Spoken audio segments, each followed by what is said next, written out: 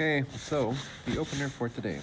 What happens if, to a figure, if you multiply its x coordinates by -1, and then what happens if you multiply its y coordinates by -1? So, as a quick reminder,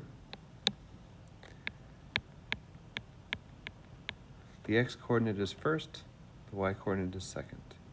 So when it says you're going to multiply the x coordinates by -1, just go right down the line. The first point A is 3, 7. So they're saying I'm going to multiply 3 by -1, which would be -3. I'm going to keep the y the same.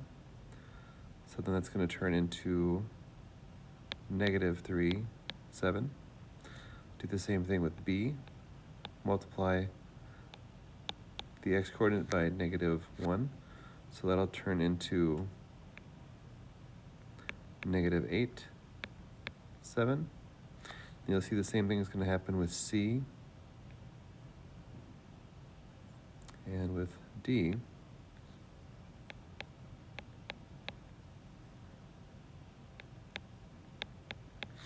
And you're going to have a new shape right here.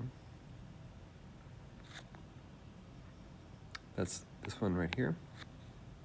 The second one, what happens if you multiply the y coordinates by -1? So now we're going to keep the x coordinates the same, and we're going to multiply all of the y coordinates by -1.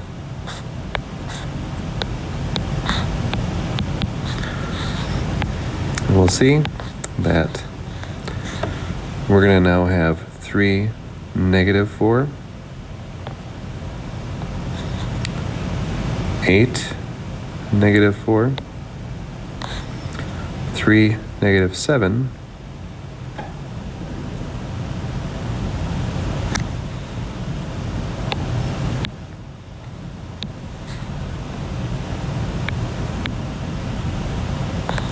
and 8, -7.